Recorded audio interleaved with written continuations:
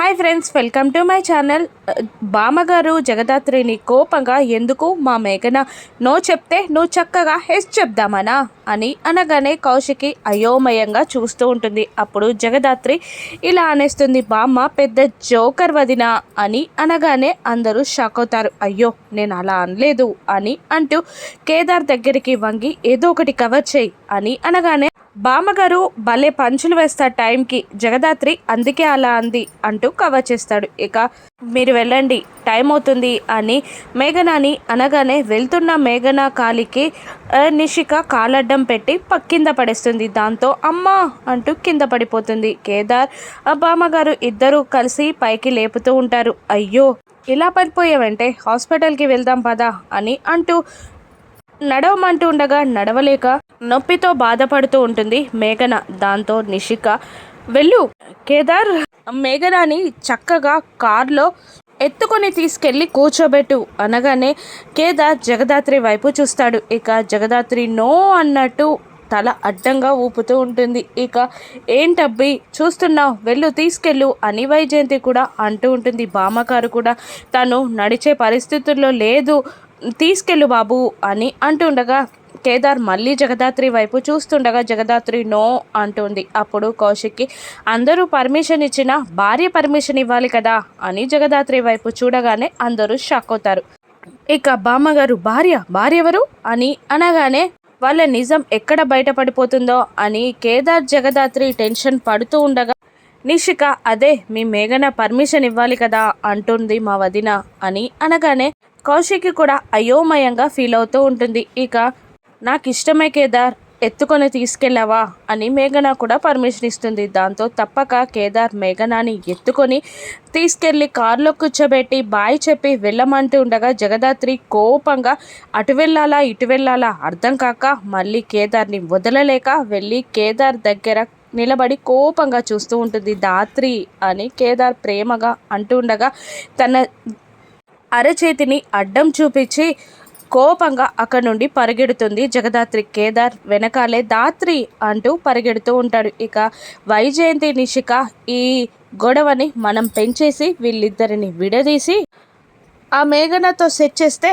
మన పని సులువవుతుంది అని వైజయంతి అనుకుంటూ ఉంటుంది. రూమ్లోకి వెళ్ళిన జగదాత్రిని కేదార్ బ్రతిమిలాడుతూ ప్లీజ్ దాత్రి అలా కాదు, నేను చెప్పేది వినవా ఒక్కసారి అని అడుగుతూ గోముగా మాట్లాడుతూ ఉండగా ఇక జగదాత్రి విసురుగా కేదార్ చేతికున్న వాచ్ని చూస్తూ చాలా బాగా గుర్తుందా నీకు అని అనేస్తుంది. ఏంటి అన్నట్టు అయోమయంగా కేదార్ చూస్తూ ఉండగా జగదాత్రి అదే నీ చేతికి వాచి పెట్టి నిమిషానికి తాను గుర్తు రావాలి అని గిఫ్ట్ ఇచ్చింది కదా, నీ మేఘనా నీకు గుర్తుందా అని వెటకారంగా జగదాత్రి అనగానే చేతిని పట్టుకొని ఆ వాచ్ని తీసేసి విసిరేస్తాడు కేదార్. నువ్వు నా కళ్ళ ముందు ఉండగా మంగా మేఘన వీళ్ళందరూ ఎవరు నాకెందుకు కనబడతారు అని కేదార్ అంటుంటాడు. అప్పుడు జగదాత్రి అంటే నీ కళ్ళ ముందు ఉంటేనే కనబడతారా, లేకపోతే నాది ప్రేమ కాదా, లేదంటే నన్ను దోమల నలిపి పక్కన పారేస్తావా, అంతే కదా, అయినా కొత్త వాళ్ళు వచ్చాక నేనెందుకు నీకు గుర్తుంటాను అని అంటూ జెలస్గా ఫీల్ అవుతూ ఉంటుంది జగదాత్రి. ఇక ఇదేంటి దాత్రి ఇలా మారిపోయావు నువ్వు, అసలు నువ్వు మా జగదాత్రివేనా, ఇలా ఎందుకు బిహేవ్ చేస్తున్నావు అని కేదార్ అంటూ ఉంటాడు. అంతేలే, వేరే వాళ్ళు కనబడితే నేనెందుకు నీకు గుర్తొస్తాను అని జగదాత్రి అంటూ ఉండగా ఈ కోపం అంతా నేను మేఘనాన్ని ఎత్తుకున్నందుకే కదా, ఇప్పుడు నిన్ను ఎత్తుకుంటాను నీ కోపం పోతుంది అని అంటుంటాడు కేదార్. అంత సీన్ లేకు, నన్ను ఎత్తుకోవాల్సిన పని లేదు, నాకేం అవసరం లేదు, నేనేం జెలస్గా ఫీల్ అవ్వట్లేదు అని పారిపోతూ ఉంటుంది జగదాత్రి. కేదార్ వెంట పడుతూ ఉండగా బుక్స్ని వాటర్ బాటిల్స్ని అక్కడున్న ఫ్లవర్ ప్లాట్స్ని అన్నీ జగదాత్రి కేదార్ పైకి విసిరేస్తూ ఉంటుంది. ఇక పిల్లోతో కొట్టబోతూ ఉండగా పిల్లోని గట్టిగా పట్టుకుంటాడు కేదార్. ఇక ఇలా అంటుంటాడు, ఆడవాళ్ళ మాటలకి అర్థాలే వేరంటారు కదా అంటే అని చిలిపిగా నవ్వుతుండగా ఏ కేదార్ అని అంటూ అరుస్తూ పిల్లోని లాక్కోగా అందులో ఉన్న తూతి అంతా పైకి ఎగిరి రూమ్ అంతా చిందరవందరగా అవుతుంది. ఇక జగదాత్రి కేదార్ ఒక్క నిమిషం కోపంగా చూసుకొని వెంటనే నవ్వేస్తారు. అప్పుడే ఆ దూదితో వాళ్ళు ఆడుకుంటూ ఉంటారు. అప్పుడే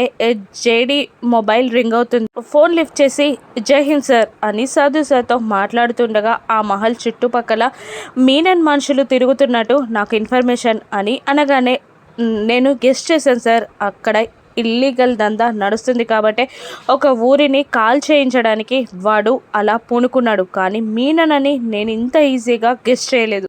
ఇక నా ఆట మొదలు పెడతా అని జేడి అంటూ ఉండగా ఓకే అంటాడు సాధు. 2 డేస్లో బయలుదేరుతాం సార్ అని అంటూ ఉంటుంది జేడి. మీతో పాటు మేఘన కూడా వస్తుంది అని అనగానే కేదార్ వైపు కోపంగా చూస్తుంది జగదాత్రి. అది సార్ అని జేడి ఏదో ఆన్సర్ చెప్పబోతుండగా ఇది డైరెక్ట్ ఐజీ నుండి పాస్ అయిన అల్టిమేటం. మీ దగ్గర ట్రైన్ అయితే తన ట్రైనింగ్ బాగుంటుందని ఇంకేం చెప్పకండి, ఇది సక్సెస్ అయి తీరాలి అని అంటూ కాల్ కట్ చేస్తాడు సాధు. ఇక కోపంగా చూస్తూ ఉంటుంది జగదాత్రి. వెళ్ళి అలిగి కూర్చుంటుంది. జగదాత్రి నేనేం చెయ్యలేదు దాత్రి ప్లీజ్ అని కేదార్ బ్రతిమిలాడుతూ ఉంటాడు. అప్పుడు జగదాత్రి కోపంగా ఉండగా పోనీ నేను ఈ ఆపరేషన్ నుండి క్విట్ అవుతాను అని అనేస్తాడు కేదార్. నో నెవర్, జేడీకి కేడీ సపోర్ట్ కంపల్సరీగా కావాలి. జగదాత్రి ఇన్సెక్యూరిటీ జెలసీ ఏది కూడా జేడీకి అడ్డు రాకూడదు అని గంభీరంగా మాట్లాడుతుంది జేడీ. అమ్మయ్య అని కేదార్ ఊపిరి పీల్చుకునే లోపే మళ్ళీ జగదాత్రిగా మారి కానీ ఆ మేఘన చాలా ఓవర్గా చేస్తుంది అని చిన్న పిల్లలాగా చేసేస్తుంది జగదాత్రి. దాంతో వామ్మో మళ్ళీ మొదలుపెట్టావా జగదాత్రి అని తల పట్టుకుంటాడు కేదార్.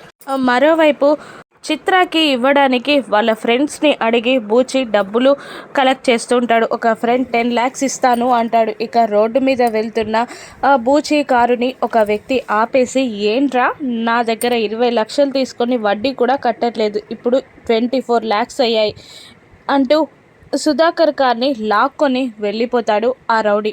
ఏం చేయాలి, మహారాజులాగా ఉన్న నన్ను ఒక్కతి నడి రోడ్డు మీదకి లాగేసింది అని అనుకుంటూ ఉంటాడు బూచి. మరోవైపు అదే టైంలో దాత్రి గార్డెన్లో వాటర్ పోస్తుండగా పోలీసులు లోపలికి వస్తూ ఉంటారు. పోలీసులు ఎందుకు వస్తున్నారు అని అనుకుంటూ వాళ్ళ వెంటే ఫాలో అవుతుండగా ఇక సుధాకర్ గారిని అరెస్ట్ చేయడానికి వచ్చాం అని పోలీసులు అనేస్తారు. ఎందుకు అని జగదాత్రి ఆశ్చర్యంగా అడుగుతుండగా సుధాకర్ కార్ నెంబర్ చెప్పి బేగంపేట హైవే పైన యాక్సిడెంట్ జరిగింది, అందుకే కార్ ఓనర్ని అరెస్ట్ చేయడానికి వచ్చాం అని అనగానే కేదార్ అసలు మార్నింగ్ నుండి సుధాకర్ గారు ఇంటి నుండి బయటికి వెళ్ళలేదు అని కేదార్ అనేస్తాడు. దాంతో జగదాత్రి ఆలోచించి మామయ్య బూచి అన్నయ్య మార్నింగ్ మీ కారుని తీసుకెళ్లారు కదా అని అనగానే అవునమ్మా ఇంకా రాలేదు అని సుధాకర్ కూడా అంటాడు. కౌశికి కూడా అవును అని అంటూ కాచి అని గట్టిగా అరుస్తుంది. ఇక కాచి కిందికి దిగిరాగానే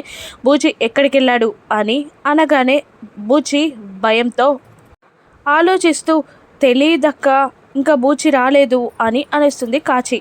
నీ మొగుడు ఎవరితో పోట్లాట పెట్టుకున్నాడో కార్ తీసుకెళ్లి యాక్సిడెంట్ చేశాడు, మీ పెద్దనాన్నను అరెస్ట్ చేయడానికి వచ్చారు అని వైజయంతి అనగానే బూచి ఎలా ఉన్నాడు ఏం జరిగింది అని కంగారు పడిపోతూ ఉంటుంది కాచి. ఇక జగదాత్రి ఏం కాలేదు, నువ్వు ఒకసారి బూచి అన్నయ్యకి కాల్ చేయి అనగానే బూచికి కాల్ చేస్తుంది కాచి.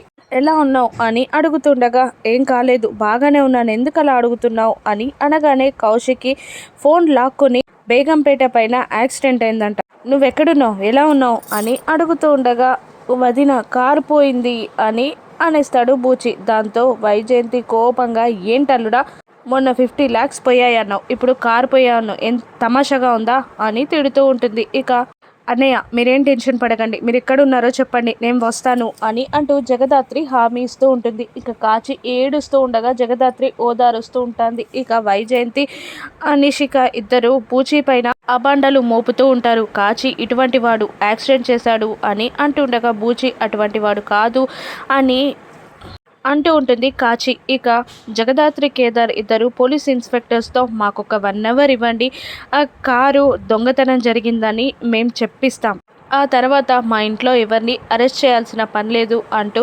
కాచికి సపోర్ట్గా మాట్లాడగానే జగదాత్రి కేదార్ల మంచితనాన్ని కాచి గుర్తిస్తుంది. ఈ కేసు నుండి సుధాకర్ని బూచిని జగదాత్రి కేదార్లు ఏ విధంగా బయటకు తీసుకురాగలరో రానున్న ఎపిసోడ్స్లో చూద్దాం. Thank you for watching.